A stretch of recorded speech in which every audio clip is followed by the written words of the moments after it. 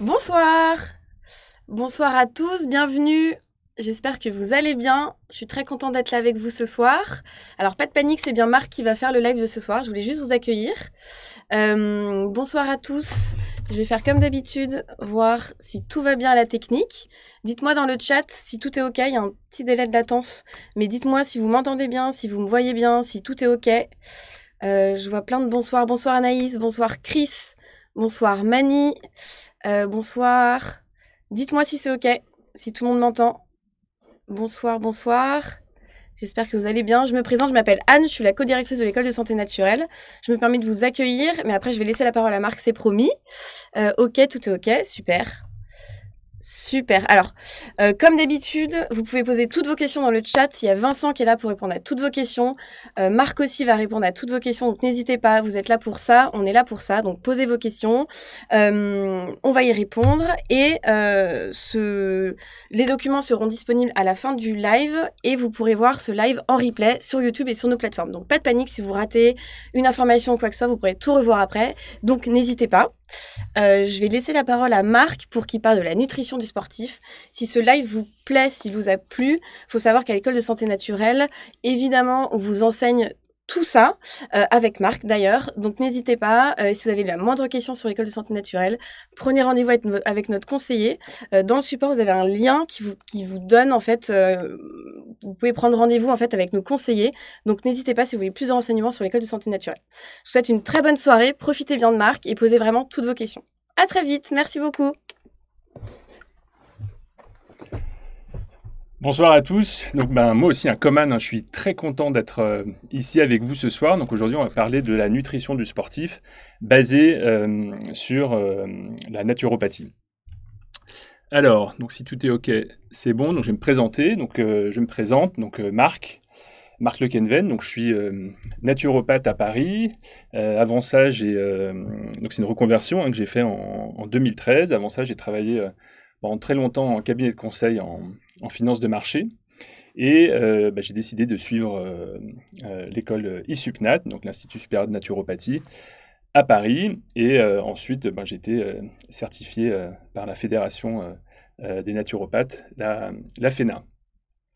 J'ai eu la chance d'écrire un livre en 2020. Le livre, il s'appelle Cuisine naturelle aux éditions Marabout. On parle en partie du sport, des bienfaits du sport, de l'équilibre acido-basique, on parle du gluten, on parle des produits laitiers. Bon, voilà, on parle beaucoup de nutrition. Donc j'ai coécrit ce livre avec une chef américaine qui, elle, avait fait toutes les recettes. Donc c'est une expérience très sympa également. Et je suis cofondateur du centre paramédical Tourville à Paris, dans le 7e. Où je me suis associé avec un ostéopathe, podologue du sport, médecin de la douleur, psychologue aussi qui est avec nous, et moi-même qui suis naturopathe. Donc on a la chance de travailler avec un cabinet médical qui est juste à côté et qui est spécialisé dans le sport également. Donc voilà pour une présentation très rapide. Donc le sommaire de ce soir, on va parler forcément de l'hydratation du sportif qui est hyper important quand on fait du sport. On va parler des fruits et des légumes également, qui sont très riches en antioxydants notamment, et parfois on peut les oublier, mais voilà, ils sont extrêmement importants. Ensuite, on parlera des féculents et de leurs bienfaits. On fera un zoom également sur le glucose et sur le glycogène, le sucre, l'importance du sucre, mais du bon sucre et des bonnes quantités.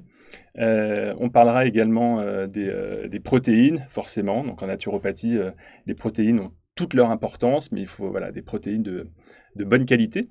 On parlera également des lipides, et je ferai plus particulièrement un focus sur les oméga 3, qui ont leur particularité d'être des anti-inflammatoires très puissants. Aujourd'hui, de plus en plus de personnes qui viennent me voir au cabinet sont véganes ou végétariens, donc je trouvais ça intéressant également de faire un petit point sur ce sujet-là. Et enfin, on entrera vraiment dans le vif du sujet. On parlera de pendant l'effort, qu'est-ce qu'on va faire. On parlera également de la boisson de l'effort, de la récupération, toute la récupération après une séance de sport est extrêmement importante.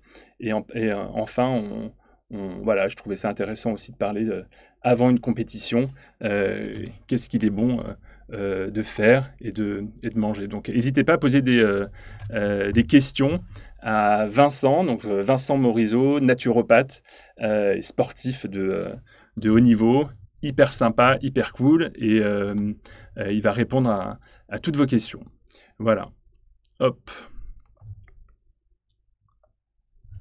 Et j'y répondrai également en live. Pardon, c'est bon. Alors, avant de parler de la nutrition en elle-même, je voulais quand même faire un slide sur le sport. Donc, le sport en naturopathie, c'est une technique majeure. Donc vous avez sans doute, pour certains d'entre vous, vu les 10 techniques en naturo. Donc, il y en a 3 principales, que sont la nutrition, l'exercice physique, le sport, et la prise en compte de la psychologie de la personne. Il y en a 7 autres qu'on ne citera pas ce soir, mais qui, voilà, ça, ce sont vraiment les 3 principales. Donc ça va entraîner tout le système locomoteur. Donc tout le système locomoteur, c'est la colonne vertébrale, ce sont les muscles, ce sont les os, ce sont les tendons. Voilà, donc c'est hyper important. Ça va activer les grandes fonctions du corps également, de faire une activité physique régulière. Donc les grandes fonctions, ce sont le système cardiovasculaire, le système respiratoire, le système digestif également, le système évidemment locomoteur. Ça régule l'équilibre acido-basique. Donc quand on fait du sport, on produit beaucoup d'oxygène, enfin on avale beaucoup d'oxygène, donc ça régule tout l'équilibre acido-basique, donc c'est important. Et ça va aider, on va transpirer beaucoup quand on fait beaucoup de sport. En tous les cas, voilà, si on ne transpire pas suffisamment, il y a d'autres techniques, mais en tous les cas, pour les personnes qui transpirent normalement, c'est intéressant, donc ça aide à éliminer toutes les toxines. En naturopathie, on dit que la peau, c'est un des meilleurs émonctoires pour éliminer, en plus des intestins et des reins, du foie, des poumons qui sont les autres émonctoires. Et enfin, le sport permet de faire participer et agir le sujet. Donc qu'est-ce que ça veut dire? Ça veut dire que c'est une méthode qui est vraiment active. C'est pas une méthode passive comme peut l'être le massage, par exemple. Donc c'est une méthode, voilà, qui va vraiment vous permettre de prendre soin de vous, et vous allez être moteur sur ce sujet-là. Donc c'est important. Hop, je bois un petit coup. Et on continue. Alors, ça y est, on rentre dans le vif du sujet. La nutrition du sportif. Alors, on dit souvent que le sport, c'est 70%, en tous les cas pour quelqu'un qui fait des entraînements plutôt intenses, pour quelqu'un qui pratique la musculation ou le crossfit ou même d'autres sports. La nutrition, c'est 70% des résultats versus 30% l'entraînement. Donc, quel que soit votre sport, quel que soit le rythme auquel vous le pratiquez, votre assiette est vraiment tout aussi importante que votre entraînement. Tous les lipides que vous allez manger, toutes les protéines, tous les glucides vont vraiment avoir leur importance. Tous les nutriments également, les micronutriments, les vitamines, les minéraux, vont avoir un impact derrière sur vos performances. Okay, donc si bien manger est valable pour tout le monde, c'est vraiment particulièrement vrai pour les sportifs. Donc vraiment, tout est une question d'équilibre. Et la manière la plus simple ici, c'est vraiment d'apprendre à bien composer votre assiette. L'idée, en fait, ce soir, c'est vraiment on sait, aujourd'hui, on sait qu'il faut manger des glucides, on sait qu'il faut manger des protéines, voilà, des légumes, voilà, en général. Voilà, aujourd'hui, je pense que beaucoup d'entre vous le savent, mais c'est plutôt d'essayer d'expliquer pourquoi c'est intéressant de manger tous ces aliments. Donc je voulais, pour pas l'oublier, parce que parfois on a tendance à l'oublier, je voulais vous parler d'hydratation. On est quand même, notre corps, il est quand même constitué à 70% d'eau, donc c'est pas rien. Et une déshydratation, même légère, elle va diminuer les performances et peut augmenter le risque de blessure. Donc en fait, dès qu'on a soif, il est entre guillemets déjà trop tard. Voilà, donc c'est pas très grave, on boit derrière et ça va, mais voilà, en général, dès qu'on a soif, c'est déjà un petit signal d'alarme. Et 1% de déshydratation, ça va entraîner une baisse des performances physiques tout de même de 10%, ce qui est absolument considérable. Après, voilà, les besoins en eau varient en fonction de la température, évidemment, de la température extérieure, de la durée et de l'intensité de l'activité physique. Que vous fassiez de la course, de la danse ou du ski, c'est évidemment pas les mêmes choses, pas les mêmes besoins. Alors tout ce que je vais vous dire ce soir, ça reste quand même des grandes généralités. Évidemment, voilà, chaque sportif, chaque personne est différente, mais voilà, n'hésitez pas à poser quand même quelques questions. Donc pour l'hydratation, donc l'idée c'est vraiment de boire tout au long de la journée, de boire avant évidemment et pendant l'effort, de boire toutes les 15 à 30 minutes pendant l'effort, de boire entre 500 et 800 millilitres d'eau par heure. Donc ça, c'est valable vraiment quand on fait du sport.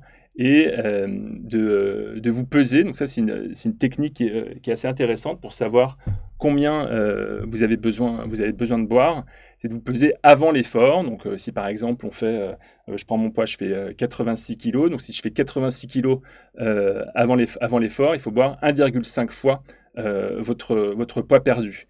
Donc, par exemple, si je fais 85,5 kg, juste après, il faut que je boive 750 millilitres après l'effort. Et c'est vrai que souvent, je le fais, pour être très honnête, je ne le fais pas très souvent. Je ne me pèse pas avant. Aujourd'hui, je sais à peu près combien il faut que je boive, mais voilà, pour l'avoir fait quelques fois, c'est assez marrant. Et évidemment, boire tout de suite après l'effort et de manière continue tout au long de la journée. Donc on dit en fait pour une personne en plus de l'activité physique, en fonction de votre taille, l'idée c'est vraiment de boire entre 1,5 litre et 2 litres par jour en plus de ce que vous allez boire pendant votre exercice physique.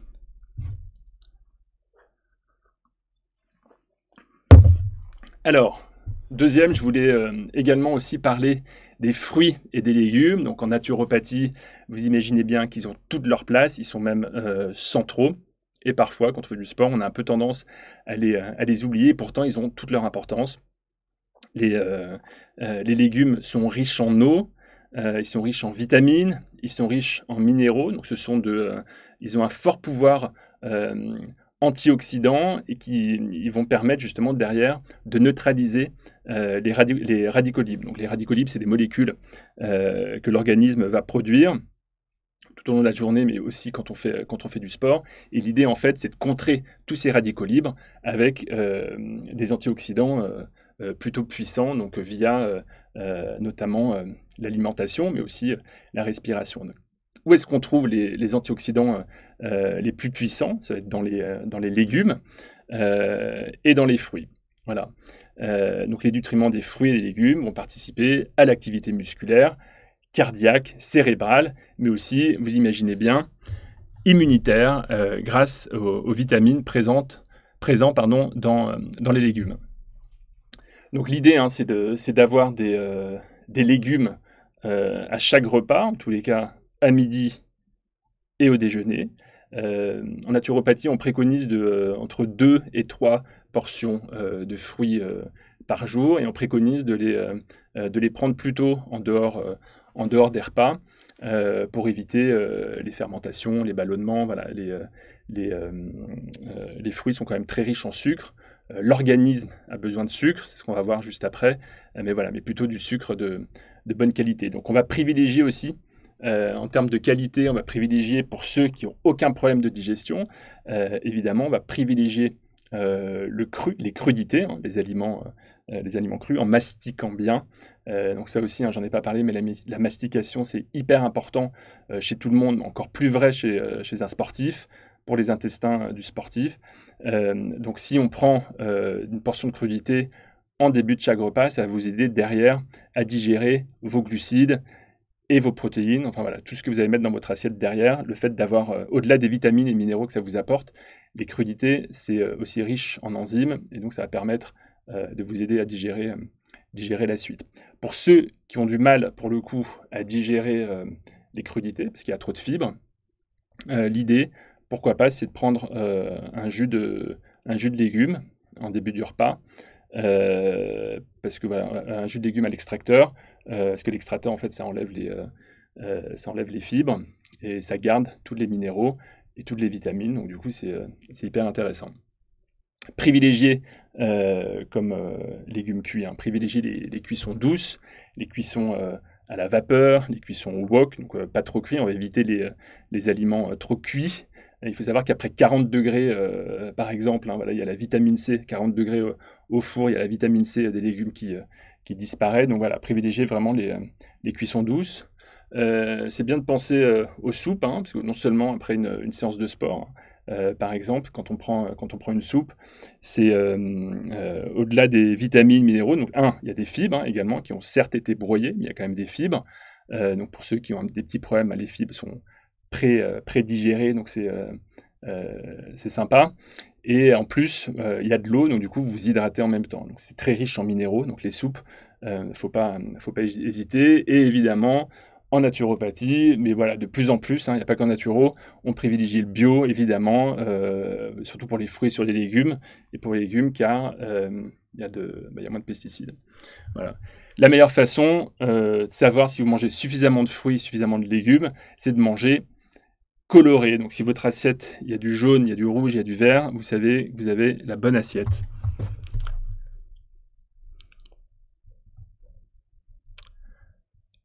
Alors, les féculents. Donc évidemment, féculents en sport, c'est indispensable. Parce que les glucides, ça va être notre source d'énergie.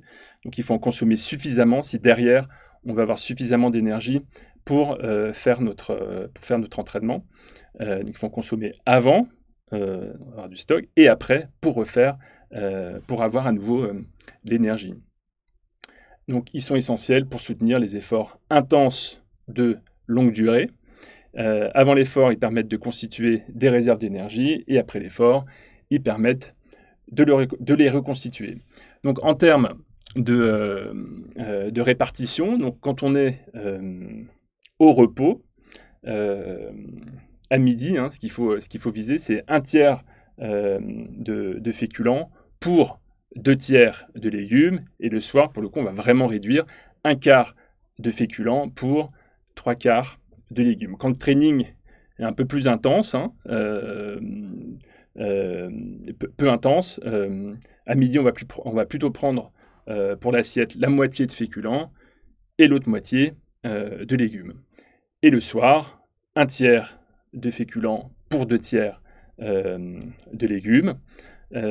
Pour un training intense ou plus long, hein, dès qu'on a dépassé en général, on va dire 1h30, il ne faut pas hésiter à augmenter son apport en féculents pour 2/3 de féculents pour 1/3 de légumes.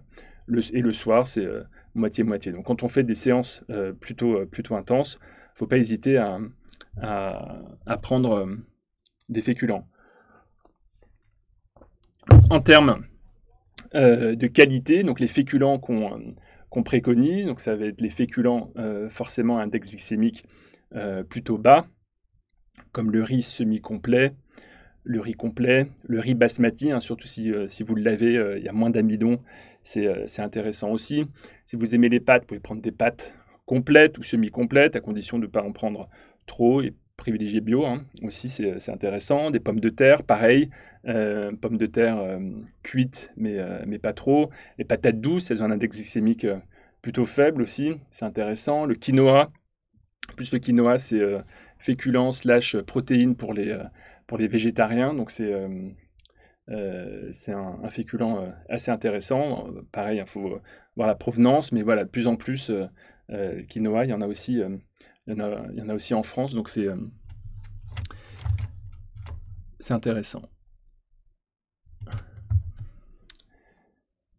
Alors, comment justement faire, comment savoir si on prend suffisamment de féculents ou pas. Donc si votre poids augmente malgré une alimentation équilibré, vous ne comprenez pas. Donc voilà, ça veut dire que vous mangez tout simplement trop de féculents. C'est mathématique. Si votre poids diminue, si vous vous sentez fatigué, si vos performances baissent, si vous ressentez également des fringales tout au long de la journée, si vous avez envie de sucre notamment, et puis quand je dis sucre, hein, c'est plutôt mauvais sucre, voilà, c'est que vous ne mangez pas assez de féculents. Donc c'est pour ça qu'il ne faut pas avoir peur aussi parfois de manger plus de féculents, parce que derrière, à midi ou le soir, parce que derrière, on aura moins envie de sucrer. Souvent, en fait, on n'en a pas envie, enfin, on se dit que c'est pas bien, mais du coup, derrière, bah, forcément, on a besoin de sucre, donc on va plutôt vers quelque chose de rapide, et souvent, c'est jamais le meilleur sucre.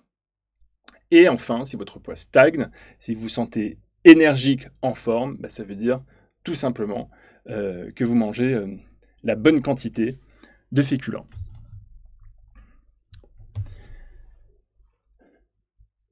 Alors en sport, forcément, le sucre est hyper important hein, pour avoir suffisamment d'énergie. Donc je vais vous faire un zoom sur le glucose et sur le glycogène. C'est des mots dont on entend souvent parler quand on fait du sport. Donc le glucose, c'est quoi? Donc c'est nutriment qui provient de la digestion des glucides. Et le glucose, il sert à alimenter les muscles, le cœur, le cerveau. Il est vraiment indispensable. Et le glucose, donc soit il est utilisé immédiatement quand on fait par l'organisme, quand on fait du sport, soit il va être stocké derrière dans le foie ou dans les muscles. Comme ça, le corps, il a des réserves. Le corps, il est quand même plutôt bien fait, on a de la chance. Donc si on n'a pas suffisamment de sucre, bah, l'organisme, il va les piocher dans le foie et dans les muscles. Et lorsque le glucose n'est pas utilisé directement, voilà, c'est ça, il est stocké sous forme d'une longue chaîne de molécules. Et cette longue chaîne de molécules, c'est ce qu'on appelle le glycogène. Donc en fait, le glycogène, c'est la réserve de sucre que l'organisme a dans le corps. Donc il est vraiment essentiel pour un sportif, surtout pour un sportif qui va faire de longues sorties ou qui va faire de longues séances. Et un épuisement du stock de glycogène est forcément corrélé à une baisse des performances au cours de l'effort et surtout aussi à une grande fatigue. Voilà.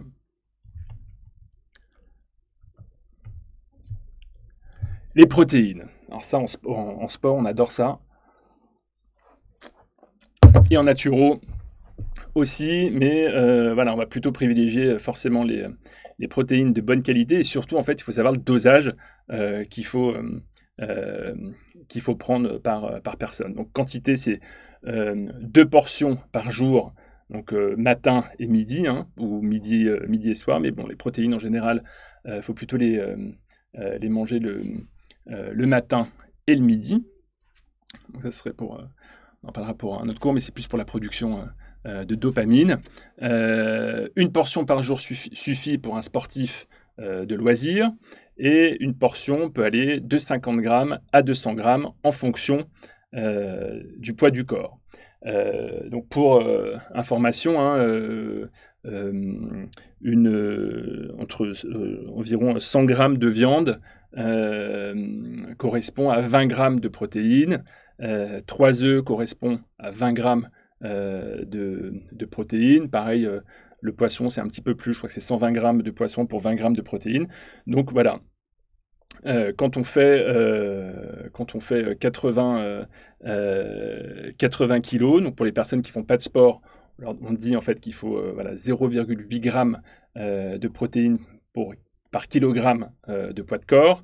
Donc pour une personne qui fait 80 kilos, l'idée en fait c'est de manger environ, pour une personne qui fait du sport, c'est de manger environ 120 grammes, entre 100 et 120 grammes de protéines par jour. Repère sur une semaine, la viande blanche 2 à 3 fois par semaine. On va privilégier plutôt la dinde qui est moins grasse, mais le poulet une fois de temps en temps, pourquoi pas. La viande rouge, donc à naturo, voilà, on n'aime pas trop la viande rouge, mais on n'est pas non plus végétarien. Là, j'ai mis 1 fois par semaine, hein, c'est ce qui est dit. Mais enfin, voilà, si vous mangez de la viande rouge 1 fois par mois, de la viande de bonne qualité, c'est en général suffisant si vous mangez derrière d'autres protéines.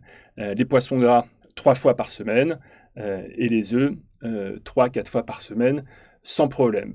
D'ailleurs, pour avoir discuté avec un nutritionniste l'autre jour, il me disait que voilà, qu'on pouvait aller jusqu'à, quand les œufs évidemment sont de bonne qualité, donc c'est-à-dire quand les œufs ont le label bleu blanc cœur par exemple, quand ils ont été enrichis aux graines de lin, donc quand ils sont riches en oméga 3, dont on va parler derrière, on peut aller jusqu'à 14 œufs par semaine, 2 œufs tous les matins. Donc ça, évidemment, c'est pour une personne qui est en bonne santé. Je le préconise pas trop, je trouve que ça fait un peu beaucoup, mais voilà, si vous mangez des œufs, voilà, je dis entre 3-4 fois par semaine, donc entre 6 et 8 œufs par semaine, 8 œufs par semaine, c'est très bien. Donc privilégiez les poissons sauvages, voilà, c'est mieux que les poissons d'élevage, hein, ils sont plus riches notamment en oméga 3, privilégiez les petits poissons gras, donc au-delà des protéines qu'ils vont vous apporter, que les poissons vont vous apporter, ils sont aussi riches en oméga 3, et les petits poissons gras ont beaucoup moins de métaux lourds que les plus gros poissons. Choisissez les viandes et les œufs nourris aux graines de lin, donc ça c'est ce que je viens de vous dire, donc ça c'est pour les apports en oméga 3. Je laisse répondre Vincent aux questions. Ouais, Michael, attention à la carence en fer avec la faible consommation de viande rouge, sinon complémentée. Ça, je suis entièrement d'accord. Il y a d'autres sources de fer en dehors de la viande rouge. Oui, on va en parler quand on parlera des végétariens. Une portion de protéines par jour ne suffit pas. Il faut en consommer à chaque repas minimum 3 fois par jour. Là, ça fait un peu beaucoup, mais voilà, effectivement, il faut des protéines. Moi, je suis d'accord avec vous. Il faut en manger. Il faut en manger pas mal. Et puis après, ça dépend surtout de l'activité physique qu'on va faire derrière. Et puis surtout, là, les protéines, c'est assez acidifiant. Donc, ça dépend des protéines qu'on va manger. Mais oui, ok. Et qu'en est-il pour les végétariens? Ouais, ça, je vais en parler tout à l'heure pour...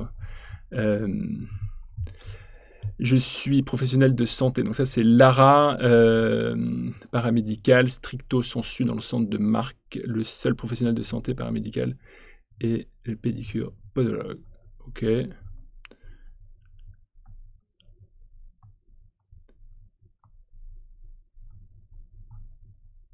Partie pratique également une activité physique au-delà de 3 heures par semaine. Ok, je suis d'accord.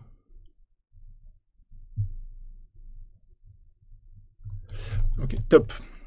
Alors, je vais faire un focus sur les oméga 3. Donc les oméga 3, ce qui sont les oméga 3 et les oméga 6, on dit que ce sont des acides gras dits essentiels, car en fait, ils peuvent pas être...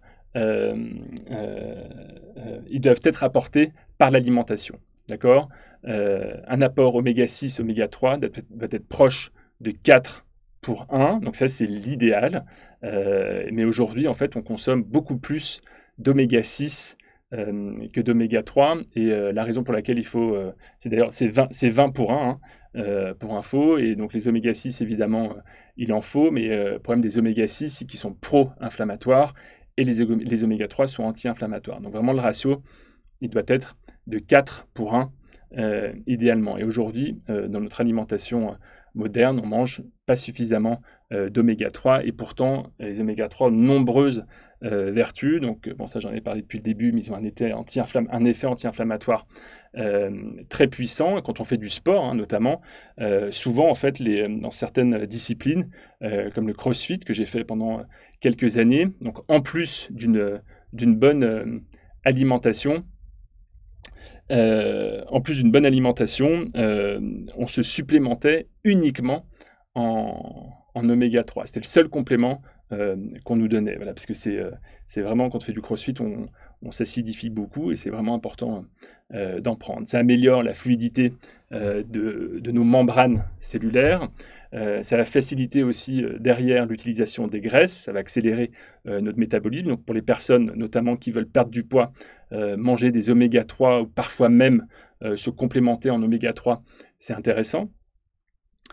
Ça aide au bon fonctionnement du cerveau, hein, notamment voilà, notre cerveau il est surtout constitué de gras, il utilise du sucre, voilà, donc toute la gaine de myéline de nos neurones elle est faite de gras, donc c'est vraiment intéressant de consommer justement du bon gras. Il va améliorer derrière la prise de masse musculaire. Ils ont un rôle protecteur sur la santé cardiovasculaire. Donc il faut vraiment avoir un équilibre oméga 3, oméga 6, oméga 9. Oméga 6, oméga 9, en général, on n'est pas en carence. Oméga 6, on en trouve un petit peu partout dans l'alimentation. Et oméga 9, si vous consommez de l'huile d'olive, des avocats, vous ne devriez pas non plus être trop en carence. Donc les meilleures sources, donc l'idée, ce que je vous disais, c'est de manger des poissons gras riches en EPA, DHA, donc c'est un type d'oméga 3, il y en a 3. Il y a l'acide alpha-linolénique qu'on va trouver dans les sources végétales, dans les noix, dans les épinards, dans l'huile de colza, dans les graines de lin, dans les graines de chia également, donc sont intéressantes. Et les EPA, DHA, c'est qu'on va trouver dans les petits poissons gras, harengs, maquereaux, sardines, mais aussi dans les plus gros poissons que sont le saumon et le thon. Donc saumon et thon, pareil, on a tendance, il y en a beaucoup aujourd'hui on en trouve beaucoup au supermarché. Donc le saumon, c'est quand même riche en oméga 3, certes, mais c'est plus riche en métaux lourds. Donc le saumon, on va plutôt le consommer une fois par semaine, et le thon, qui lui est le poisson le plus riche en métaux lourds, on dit une fois par mois, c'est suffisant. Donc quand on consomme ces poissons à petite dose, l'organisme il va être à même de les assimiler et de les éliminer sans problème. Donc voilà, aux boîtes de sardines, c'est parfait. Alors, végétarisme et les véganes sont importants. Il y a de plus en plus de questions, de plus en plus de personnes qui viennent me voir qui sont végétariens ou véganes. Il y a de plus en plus de grands sportifs qui le sont aussi, comme Djokovic, comme Serena Williams, comme Rich Roll, qui avait été élu, je crois que c'était en 2009 ou 2010, l'un des hommes les plus forts du monde. Donc voilà, il y a vraiment de plus en plus de monde qui s'intéresse au végétarisme. C'est intéressant pour plein de raisons. Pour son corps, on s'acidifie moins. Pour la planète, évidemment. Donc voilà, l'idée, c'est si on peut être le plus possible végétarien en mangeant de temps en temps des protéines de bonne qualité, ça serait bien pour la planète. Donc pour rappel, le végétarien, il va consommer aucune chair animale, donc aucun poisson, aucune viande blanche, aucune viande rouge. Et le vegan, il va consommer aucun de tous ces aliments, mais en plus, il va consommer rien de produits issus de produits animaux, et qui ne consommera pas non plus de beurre, il ne consommera pas d'œufs, il ne consommera pas de fromage. Voilà, donc l'objectif, c'est de remplacer, donc il y avait une question très intéressante tout à l'heure dans le chat, c'est de remplacer la viande et le poisson, et de couvrir nos besoins en protéines. Donc heureusement, dans les végétaux, il y a de bonnes sources de protéines. Après, il convient vraiment de faire la bonne combinaison entre les aliments. Typiquement, voilà, je vais vous dire ensuite les sources de ce qu'il faut manger. Donc l'œuf, c'est une protéine, donc ça c'est pour le végétarien. L'œuf, c'est une protéine de bonne qualité. Donc en général, si le végétarien mange suffisamment d'œufs et de fromage, c'est suffisant. Donc on va plutôt privilégier les fromages de chèvre ou de brebis. Le fromage de vache, pourquoi pas de temps en temps, mais dans le fromage de vache, il y a souvent, pas souvent, mais il y a de la caséine et du lactose. Et voilà, plus ça va avec l'âge, plus on a de difficultés à l'assimiler. Donc ce qu'il faut, c'est essayer de pas trop en consommer, d'aller vers des fromages de chèvre et de brebis qui sont beaucoup plus digestes en règle générale. Après, encore une fois, ça dépend des personnes. Après, comme source végétale, on a le soja, on a les algues, on a les quinoa, j'en parlais tout à l'heure, on a le chanvre. Après, voilà, il faut savoir connaître les bonnes quantités. Donc on peut remplacer notre viande par une portion de lentilles, par une portion de quinoa, par une portion de pois chiches. Et l'idée, en fait, en tous les cas, pendant longtemps, c'est ce qu'on a dit, mais là, beaucoup d'études reviennent là-dessus, c'est que pour avoir l'ensemble des acides aminés, il fallait combiner les protéines végétales avec des féculents, donc avec des pâtes ou avec du riz. Et aujourd'hui, on dit, voilà, l'idée, en fait, c'est de les avoir au moins au sein d'une même journée. Donc même si on mange des lentilles avec, avec de la salade, par exemple, et que derrière, on va manger du riz dans la journée, normalement, c'est suffisant. Voilà, les études vont dans ce sens-là de plus en plus. Quand on est sportif et végétarien, c'est indispensable également de couvrir ses besoins en fer. Donc le fer qui se trouve dans les végétaux est moins bien absorbé que le fer qui se trouve dans la viande, et aussi pour qu'il soit bien assimilé, pour que le fer soit bien assimilé par l'organisme, c'est très important de coupler le fer avec de la vitamine C. Voilà, donc il ne faut pas hésiter donc, à consommer des aliments riches en fer. Donc on va en trouver dans les œufs pour les végétariens, on va en trouver dans le fromage, on va en trouver dans les lentilles. Et si vous le consommez avec un kiwi derrière, ou avant, en tous les cas, dans la journée, ou d'autres sources riches en vitamine C, ça sera très bien. Mais c'est très important, parce que sinon, il sera mal assimilé. Et limiter, évidemment, donc ça aussi, c'est encore plus vrai. Donc c'est vrai pour beaucoup de personnes, mais c'est aussi vrai pour les végétariens, c'est de limiter les aliments qui diminuent l'absorption du fer, l'assimilation du fer, qu'on trouvera dans le café et le thé. Donc, pourquoi pas un café de temps en temps, mais vraiment voilà, limiter le café et le thé.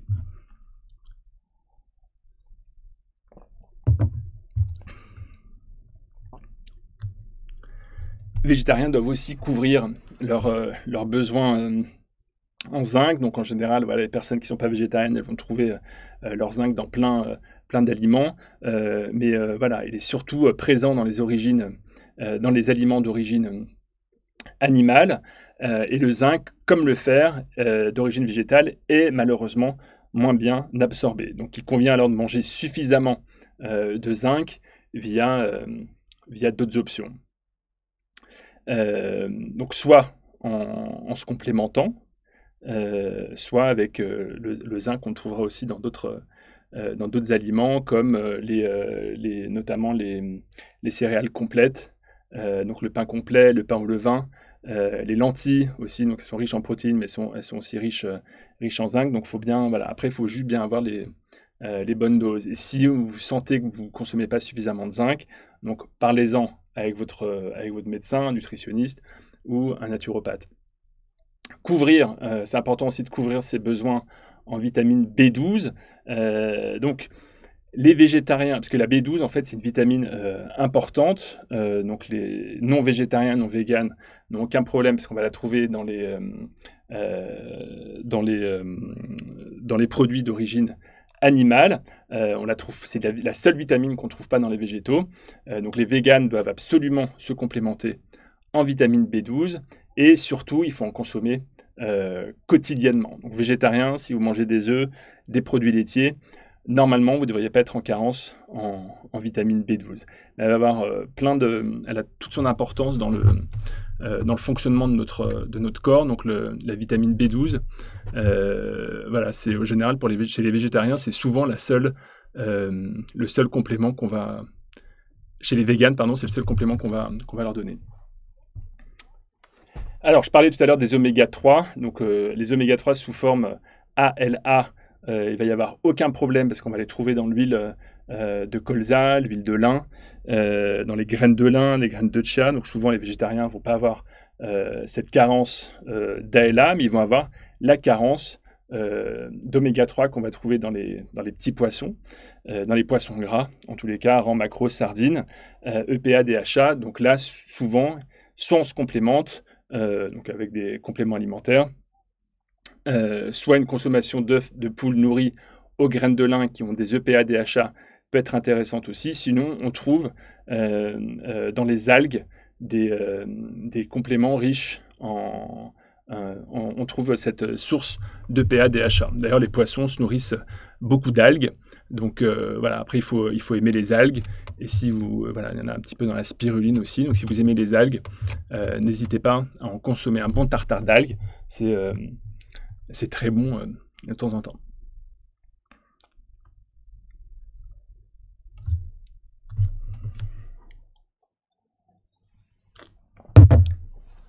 Alors, rentrons maintenant, on a vu les grandes bases de ce qu'il faut manger. Donc, comme je disais, c'est assez généraliste. Maintenant, en fait, voilà, pendant l'effort, le système digestif, il fonctionne au ralenti, forcément, et heureusement. Donc, il convient donc de privilégier des aliments faciles à digérer. Pour les efforts de longue durée et d'intensité faible, il est possible d'intégrer des aliments solides et digestes, mais en général, quand c'est de courte durée, c'est pas la peine. Donc, les besoins pendant l'effort, donc l'organisme a principalement besoin d'eau. L'organisme a besoin, donc c'est ce qu'on a vu, besoin d'être hydraté. Il a besoin de glucides pour lui apporter la force, pour lui apporter du sucre. Il a besoin de sodium également. On perd des sels minéraux quand on transpire, et éventuellement de potassium. Ça, c'est pas vrai pour tout le monde, mais voilà, on peut, pour certaines personnes, il peut en avoir besoin de se complémenter un petit peu. Il faut un apport en acides aminés pour limiter également la fonte musculaire. Donc je vais rentrer dans le détail comment on fait ça. Les besoins en glucides vont dépendre de la durée, forcément, de la température et de l'intensité de l'effort qu'on va faire. Et enfin, adapter la quantité et le type d'aliment en fonction de sa tolérance personnelle et du type d'effort. Donc concrètement, entre 0 et 1h30 d'effort, à l'entraînement, l'eau, à elle seule, va vraiment suffire. Okay, donc quand on s'entraîne 1 heure, typiquement, votre bouteille d'eau suffit largement. Pas besoin de se complémenter en plus de sodium, de glucides, pas besoin de mettre de sucre, du sel dans votre bouteille d'eau. L'eau suffit à elle seule. Et en compétition, quand c'est en dessous d'1h30, rien ou une boisson de l'effort éventuellement, dont je vous donnerai une recette tout à l'heure. En tous les cas, voilà l'idée de ce qu'elle doit contenir. De 1h30 à 2h30 d'effort, la boisson de l'effort, qu'on va juste après, et un peu de sel si besoin, si nécessaire. De 2h30 à 4h d'effort, la boisson de l'effort, plus du gel. Pareil, je pourrais vous donner j'ai noté une petite recette de gel maison si vous le souhaitez, de l'eau forcément, et là de 2h30 à 4h d'effort. Donc ça c'est voilà, pour les trails par exemple. Il ne faut pas hésiter aussi à manger de la banane, des dattes qui sont riches en glucides, des barres de céréales également. Et quand on fait plus de 4 heures d'effort, donc là c'est la totale, la boisson de l'effort, du gel, de l'eau, des barres également, et si besoin, blanc de dinde, purée, des crackers, d'autres fruits, enfin voilà, des aliments plus solides. C'est important, sinon l'organisme il se fatiguera, il n'aura pas suffisamment d'énergie. Là, je vois une réponse, une question intéressante. L'alimentation cétogène est-elle adaptable aux sportifs? Donc moi, j'aurais tendance à dire oui. Je ne sais pas ce que tu en penses, Vincent, à condition qu'elle soit limitée dans le temps. Donc cétogène, pour rappel, c'est une alimentation très pauvre en glucides et on va remplacer notre énergie avec, on va remplacer les glucides avec des lipides. On trouvera notre énergie dans les graisses. Mais voilà, il faut que ce soit bien, il faut que les apports soient bien remplacés, sinon pareil, il peut y avoir une grosse fonte musculaire. C'est souvent en fait pour la perte de poids, le régime cétogène, et quand on veut perdre du poids, c'est intéressant. Et pour les sportifs, si c'est bien fait aussi, mais voilà, il ne faut pas le faire non plus pour moi trop longtemps. Dans le régime cétogène, c'est 10% d'apport de glucides dans notre alimentation. La boisson de l'effort. Alors, c'est vraiment la solution tout en un. Elle va permettre de maintenir un bon état d'hydratation pendant l'effort, avec l'eau forcément qu'elle contient. Elle est surtout utile en compétition pour les efforts de plus d'1h30, c'est ce qu'on vient de voir. Elle doit contenir de l'eau, des glucides et du sodium.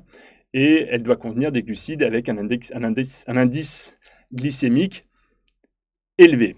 Okay, donc, typiquement, la recette, qu'est-ce qu'elle doit contenir pour 1 litre d'eau, donc de l'eau de coco. L'eau de coco est très riche en minéraux, donc elle est très intéressante. 1 cuillère à café de miel, 1 pincée de fleur de sel, donc 40 g de maltodextrine en poudre.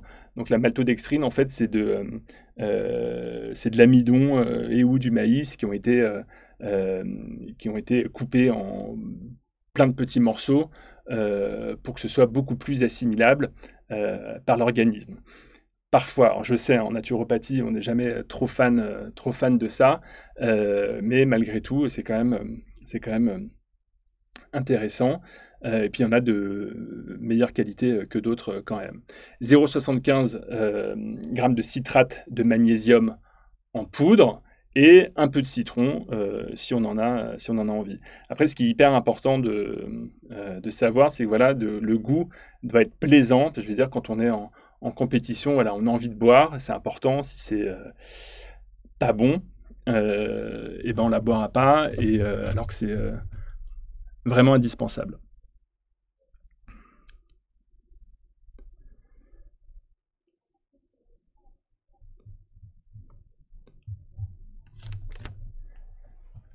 La récupération.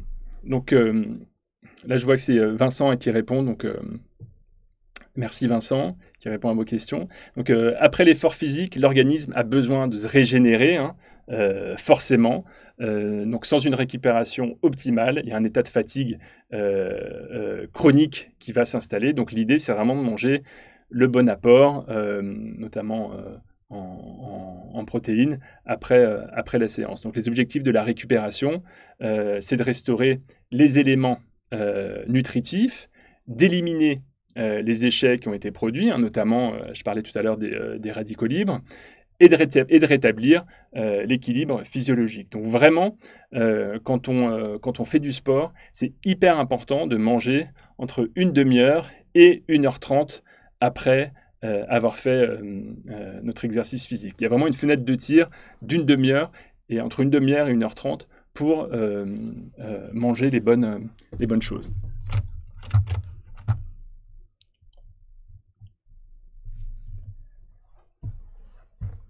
Donc concrètement, voilà, pour bien récupérer, ce qu'il faut, c'est s'hydrater évidemment pendant l'effort, c'est ce qu'on a vu tout à l'heure. Le corps va évacuer l'excédent de chaleur, donc c'est pour rétablir aussi la température corporelle. Et lors de la transpiration, le corps perd beaucoup d'eau et du sodium, d'où l'idée parfois de rajouter un petit peu de sodium, en tout cas pour les efforts de plus d'une heure, 1h30.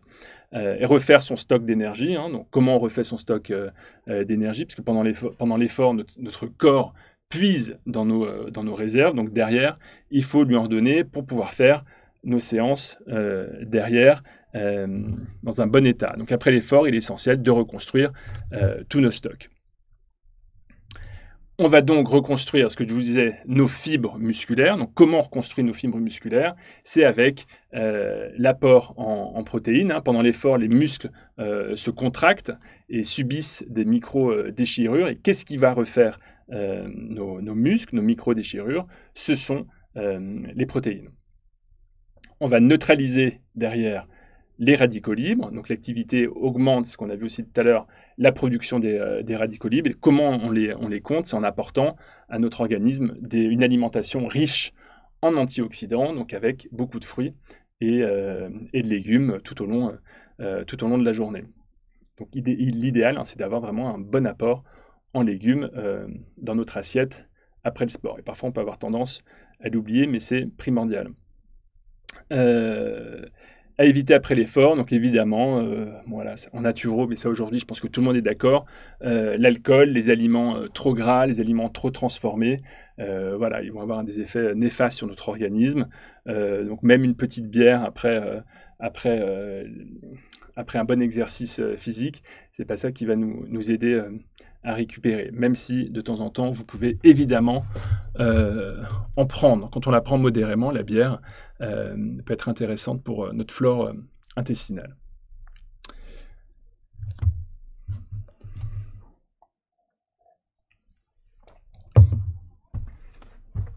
Donc avant une compétition, concrètement, quels sont nos objectifs? Donc l'objectif, c'est vraiment d'optimiser ses réserves en énergie, donc avec le glycogène dont on a parlé tout à l'heure. Donc ça, c'est nos réserves de sucre, hein.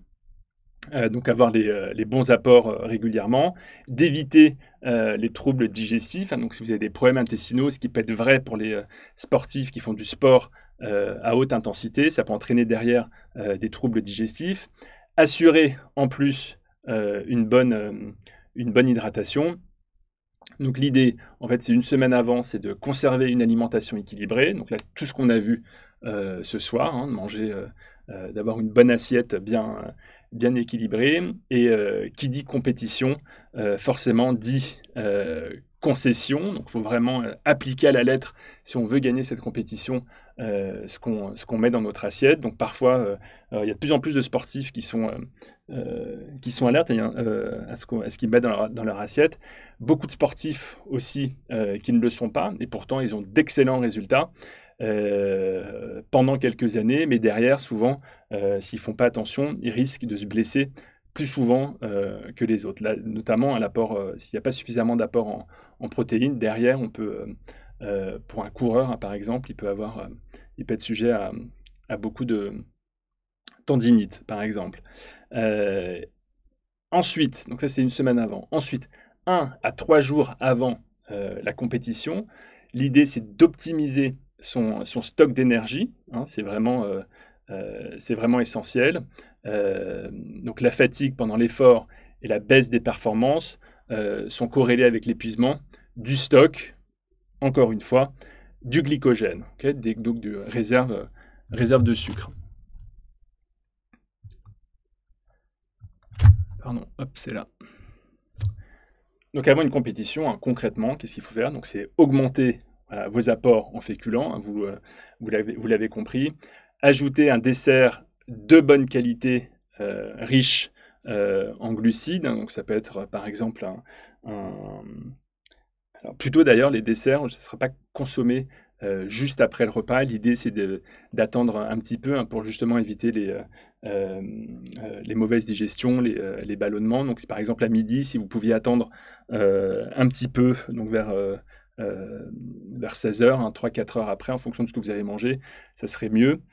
Sauf éventuellement des fruits cuits après le repas. En général, c'est bien digéré, comme les compotes, les pommes au four. Mais si vous décidez de prendre un yaourt, un fromage de chèvre, brebis avec un peu de miel, quelques fruits, l'idée c'est de le manger vraiment, vraiment seul.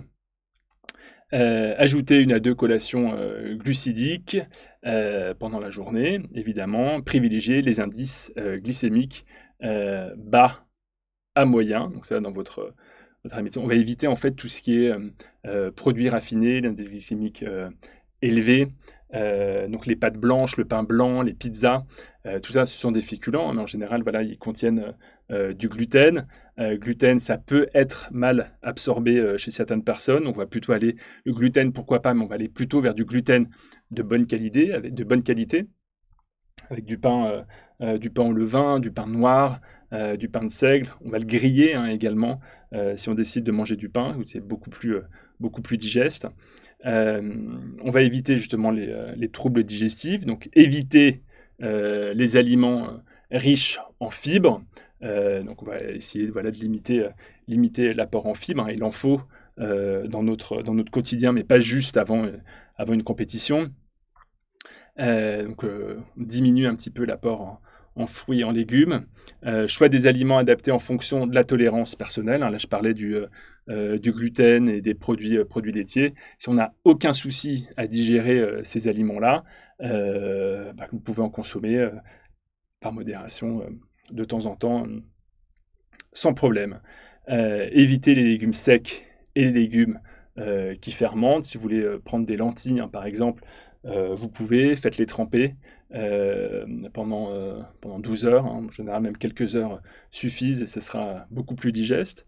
Et privilégiez les légumes cuits, épépinés et épluchés. Tomate cuite, typiquement, c'est intéressant. Et puis en plus, ça libère la tomate cuite, ça va libérer du lycopène.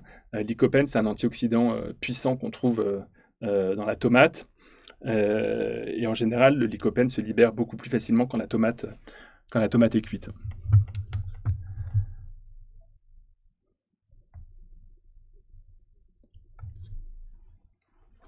Le repas de la veille. Pardon, excusez-moi. Hop. Le repas de la veille, il doit être majoré. Je ne sais pas si j'ai pas loupé un slide. Non, c'est bon. Le repas de la veille, il doit être majoré en féculents. Il faut évidemment éviter les sauces grasses, les aliments trop gras. C'est ce que je disais tout à l'heure, mais ça, voilà, quand on est sportif, en général, on le sait. Il faut limiter les fibres irritantes. Donc là, je donnais par exemple un exemple de repas la veille avant une compétition, d'eau de cabillaud, riche en protéines, riche en oméga 3, donc intéressant pour l'inflammation, des courgettes épinées, des pâtes semi-complètes al dente, donc en mastiquant bien ces pâtes. On peut les remplacer par du riz, une cuillère à café d'huile de colza et une compote, voilà, parce que compote, les fruits sont cuits, sans sucre ajouté. Évidemment, ça sera beaucoup plus digeste. Et le dernier repas avant la compétition, vraiment pas de place à l'innovation. Hein. Faut pas essayer d'être innovant le jour J. Il faut que ce soit des choses que vous ayez déjà testées. Il devrait être fini au moins 3 heures avant le début de la compétition.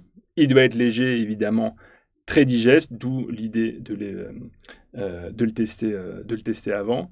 Voilà un exemple, pain au levain, par exemple si c'est le matin, pain au levain, compote, un peu de miel, du fromage blanc en faisselle, et ça c'est une bonne option. J'ai essayé de tenir dans les temps parce que c'était très riche, voilà. Et maintenant, place aux questions, si vous en avez, je peux y répondre. Vincent, il a peut-être déjà répondu, en partie. Alors, une question, alors je vais regarder par la fin, hein, une question de Kylian. Qu'en est-il de l'acidité des produits laitiers avant et après l'effort également? Donc effectivement. Alors ça dépend vraiment de chacun. Il y en a qui ne digèrent pas du tout les produits laitiers. Moi, les produits laitiers, ce qu'on préconise, hein, c'est vraiment... alors j'ai l'impression qu'il y a un grand décalage. Ah non, c'est bon. Excusez-moi. Hop. Problème technique. Ouais, les produits laitiers, parce que souvent, en fait, les produits laitiers, ce qu'on va nous dire, c'est qu'il faut en consommer 3 fois par jour, à chaque repas, etc. Donc, même si voilà, beaucoup de nutritionnistes en reviennent également, voilà, les produits laitiers, je ne suis pas du tout contre. C'est quand même riche en protéines, c'est riche en calcium. Je n'ai pas eu le temps de parler du calcium, mais quand on fait du sport, le calcium, c'est quand même hyper important. Donc, pourquoi pas en prendre, mais prenez-le plutôt le matin ou alors comme collation. Évitez vraiment après un repas de midi, voilà, ça va pas aider à la digestion. Et pareil, évitez le soir, voilà, ça va complexifier tout votre système digestif. Donc les produits laitiers, c'est plutôt voilà, parcimonie, de temps en temps, et surtout si vous les digérez bien. Si vous ne digérez pas bien, il y a d'autres options pour avoir, il y a d'autres sources de calcium et de protéines.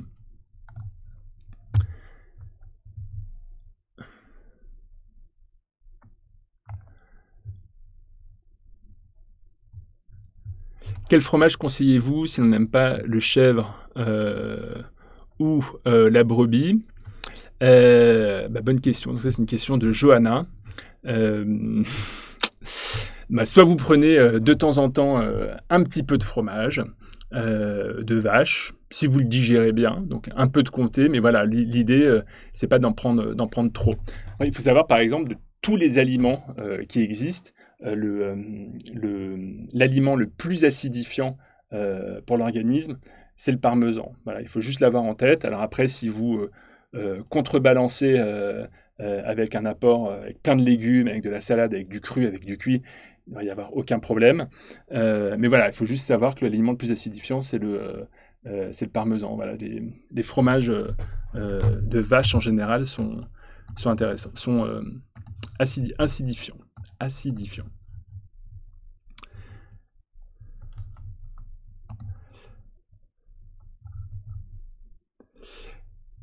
Est-ce qu'il y avait d'autres questions, Vincent, auxquelles tu n'as pas répondu? Parce que j'ai vu que tu avais répondu à pas mal de questions quand même. Quelle proportion préconisez-vous entre protéines végétales? Ça t'a répondu.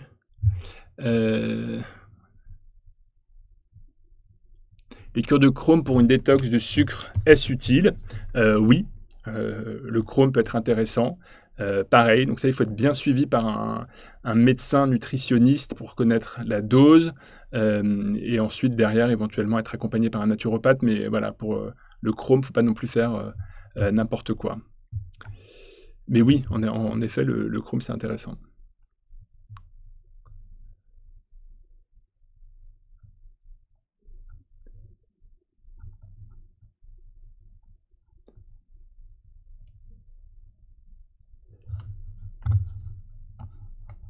Alors, en ce qui concerne le petit déjeuner, quel type d'aliment privilégier? Plutôt riche en protéines, salées, sucrées. Donc le petit déjeuner, en fait, l'idée, c'est de consommer des protéines, hein, ce que je vous disais tout à l'heure. Les protéines, consommer des protéines le matin, ça va aider à sécréter la dopamine, donc qui est l'hormone c'est un neurotransmetteur, plus communément appelé l'hormone de la vigilance et de la concentration. Donc si on consomme des œufs le matin, c'est très bien. Si on consomme un peu de saumon fumé pour les gens qui arrivent, c'est très bien aussi. Il y a des protéines, il y a des oméga 3, donc c'est intéressant. Pour les personnes, donc avec un peu de pain de seigle ou de pain complet, grillé plutôt. Et pour ceux qui souhaitent plutôt un petit déjeuner sucré, il ne faut pas hésiter à consommer des flocons d'avoine avec un lait végétal, avec des morceaux de banane à l'intérieur. Pareil, parce que les flocons d'avoine, c'est quand même plutôt riche en protéines, donc ça peut être intéressant. Ou alors, de temps en temps, un fromage blanc en faisselle ou yaourt à la grecque avec quelques morceaux de fruits, pareil, un muesli de bonne qualité. Il faut éviter, voilà, tout simplement les céréales du petit déjeuner trop riches en sucre. Donc voilà, plutôt salé, c'est bien. En général, ce qu'on va trouver dans les œufs, c'est plutôt bien. Mais voilà, pour les personnes qui n'aiment pas le salé le matin, heureusement, il y a d'autres options. Et surtout, si vous faites du sport à jeun le matin, c'est important d'avoir un bon petit déjeuner derrière pour refaire le muscle.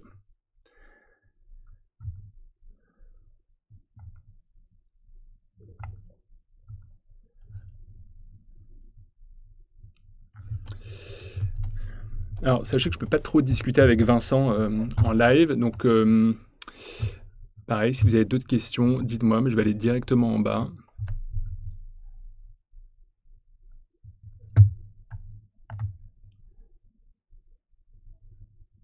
Ah, que pensez-vous des protéines type whey que l'on trouve partout? Je ne sais pas si tu as répondu à cette question, Vincent, mais justement, Vincent m'avait donné une bonne... J'en cherchais un pour un de mes clients l'autre jour, et Vincent m'avait donné une très bonne marque que vous pouvez trouver. L'idée, en fait, c'est souvent, en fait, les protéines whey, il va y avoir beaucoup de sucre, et puis il va y avoir des traces de soja, des traces de gluten, donc du coup, très mal assimilé derrière par l'organisme. Et Vincent, donc voilà, et souvent on nous demande quelles sont les bonnes marques. J'en avais trouvé une qui faisait plus ou moins le job, et là, Vincent m'a parlé d'une marque de chez Energetica, qui était plutôt intéressante. C'est une whey, il n'y a que 2 ingrédients à l'intérieur, et manifestement, elle est super. Voilà. Donc merci Vincent. C'était pour répondre à la question.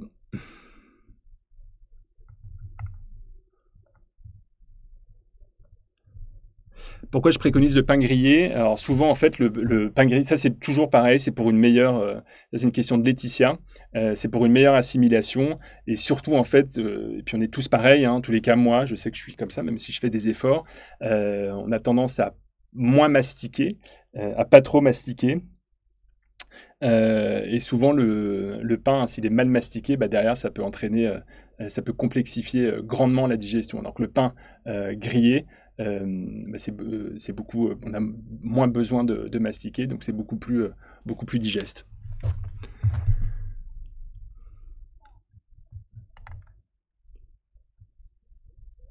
Peut-on manger le matin des œufs avec des fruits? Oui, sans problème. Œufs plus banane. Beurre de cacahuète, oui, en petite quantité. Il y a des protéines dans le beurre de cacahuète, donc pourquoi pas, à condition que ce soit pas une trop grosse tartine. Voilà, et puis avec la purée d'amande, l'alterner avec la purée d'amande. Après, voilà, si c'est le beurre de cacahuète est de bonne qualité, ouais. Il faut juste pas qu'il y ait trop de sucre ajouté à l'intérieur.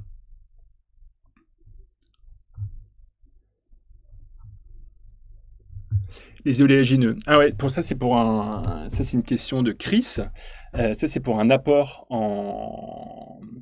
en sélénium, oléagineux le matin.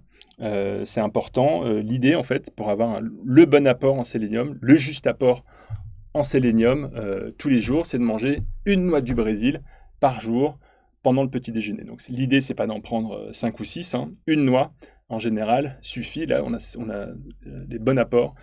Les bons apports en acides gras et en sélénium.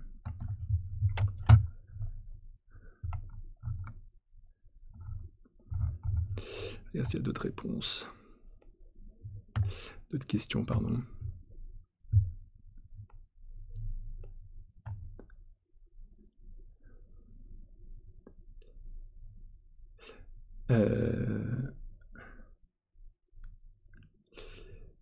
Donc, je vois que tu as répondu à pas mal de questions. Hein. S'il y en a d'autres, il y a tellement de questions en fait que s'il y en a d'autres, n'hésitez pas à la reposer, qu'on n'a pas répondu. Dites-moi.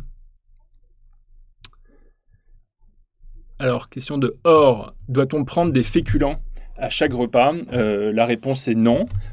Sauf, voilà, comme je disais, avant une compétition, hein, l'idée c'est de renforcer un petit peu ses apports en glucides. Mais voilà, entre 1 et 2 apports par jour, en général, c'est suffisant. Voilà, après, si c'est des petites quantités, oui, on peut en prendre à 3 repas, mais pendant les 3 repas, mais si vous n'avez pas envie, c'est pas suffisant. L'idée, c'est quand même d'en prendre après si vous avez fait une séance de sport assez intense, oui, là, du coup, l'idée, c'est de bien en prendre après avec vos protéines et vos féculents.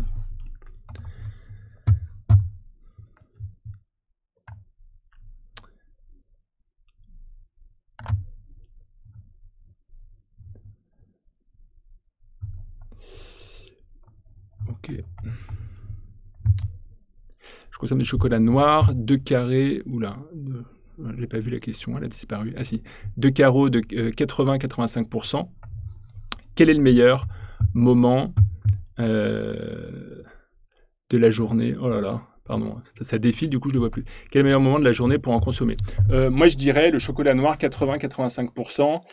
Donc déjà c'est super, hein, c'est la meilleure façon de consommer du chocolat noir. Ce serait plutôt vers 16-17 heures. Voilà, manger du sucre vers cette heure-là de la journée, c'est l'idéal pour justement réguler la glycémie. Donc, vous pouvez très bien le manger avec quelques amandes ou avec un fruit. C'est super.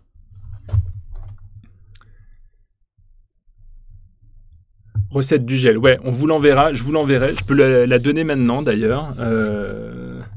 Faut juste que j'écrive.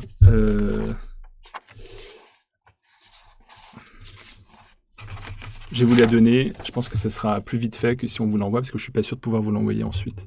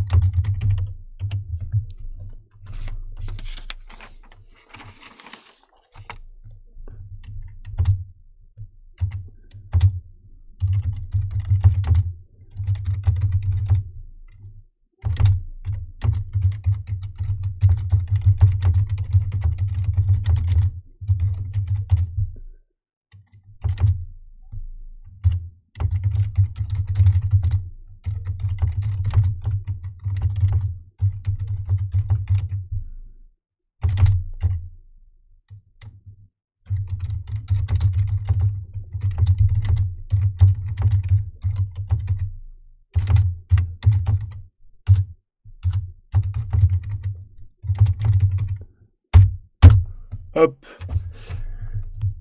Et voilà, donc ça, c'est pas moi qui l'ai inventé. Je l'avais trouvé sur un site, j'ai oublié le nom. Voilà, mais en tous les cas, à l'époque, je l'avais trouvé hyper intéressante. Et voilà, vu que beaucoup de mes clients me demandent, voilà, je l'avais fait, j'avais donné.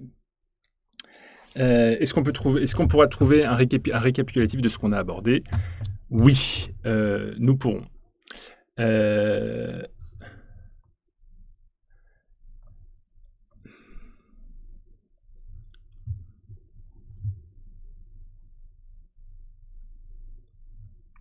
Question de Mélanie, est-ce pas recommandé un petit déjeuner avec fromage blanc type skyr? Ça c'est bien. Alors oui, en fait, skip 0% ou yaourt grec, ouais. Alors tous les matins, peut-être pas. Après, si vous avez aucun mal à le digérer, que ça vous fait du bien, en naturopathie, en fait, ce qu'il faut, alors parfois il y a des choses très scientifiques, hein, comme vous l'avez vu. D'ailleurs, j'ai vu une question qui était passée qui disait que ça, c'était pas très différent de toutes les de ce qu'on peut lire en fait sur la nutrition du sportif en règle générale. Mais en fait, voilà, ce qui diffère, parce qu'en règle générale, voilà, ça reste quand même très scientifique. Naturopathie, c'est très scientifique quand même, mais c'est aussi, voilà, on apprend à écouter son corps. Voilà, donc il y a des choses en fait où on va lire partout que c'est bon, mais si notre corps le rejette, voilà, il faut pas le prendre. Donc si après, et en revanche, si votre corps l'accepte, vous n'êtes pas fatigué, ça vous fait du bien, vous sentez musclé, vous sentez fort, un yaourt, un fromage blanc faisselle ou skyr ou yaourt à la grecque, c'est très bien.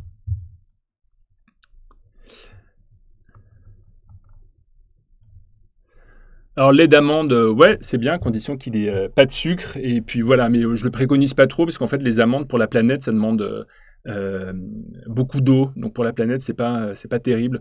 Donc il y a d'autres types de laits végétaux qui sont bien. Lait de noisette par exemple, c'est bien. Alors le miel d'acacia, ouais. Fleurs, acacia, c'est une question de jeudi. Sapin, autre. Le miel d'acacia, pour moi, c'est le meilleur miel. Tu me diras si tu es d'accord, Vincent, ou si tu en as un autre.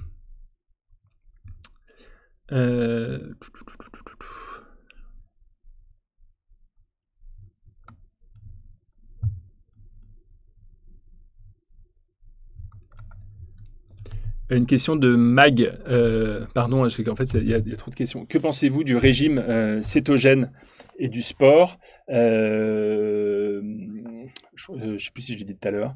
Mais en tous les cas, régime cétogène, moi, je trouve ça intéressant pour la perte de poids, notamment. Chez les sportifs aussi. Donc pour rappel, hein, ce que je disais, le régime cétogène, c'est très riche en graisse et très peu riche en glucides. C'est 10%, donc très peu de féculents.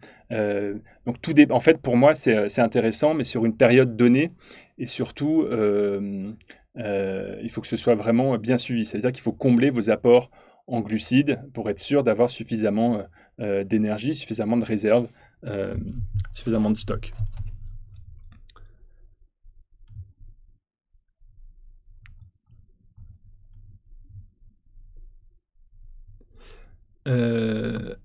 Lisa, une astuce en plus de naturo pour une femme coach sportive, sport 7 jours sur 7. Je comprends pas la question. Beaucoup d'heures dans la journée.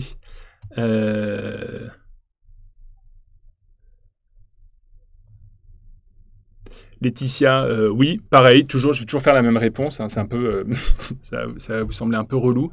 Mais oui, yaourt coco, skyr, fromage blanc, ok, à condition que ce soit pas tout le temps, tous les jours, et voilà, plutôt le matin, c'est top.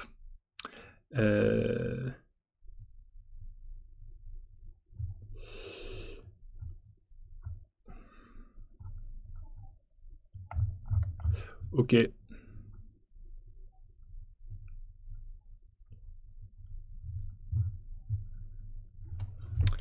Alors, j'ai une vidéo. Alors ça aussi, ça va être sympa à faire. J'ai une vidéo à vous envoyer. Il y a un débat sur les galettes de riz soufflé bio afin de remplacer le pain. Ouais, alors les galettes de riz soufflé bio,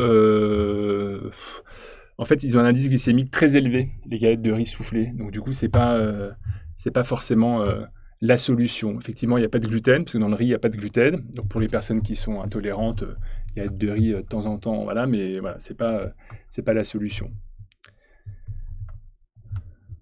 Donc si vous voulez cliquer pour en savoir plus sur les formations de l'École de santé naturelle, allez-y. Et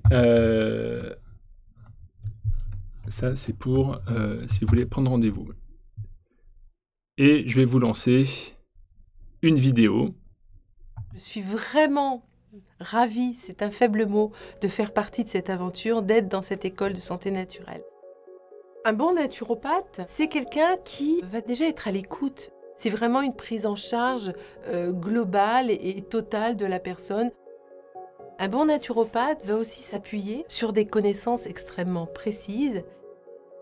Dans l'école de santé naturelle, nous avons tous un bagage scientifique. On est expert dans le domaine que l'on va enseigner. Au moment du live, bonjour à tous, vous pouvez poser vos questions et moi j'y répondrai le plus rapidement possible. Vous n'allez pas être tout seul devant votre ordinateur. Il y a vraiment une équipe tout entière qui est là à porter ce projet. Bonjour Alexandre, je viens de corriger votre copie. Cette expérience de la pédagogie, c'est vraiment notre force et c'est vraiment notre atout principal.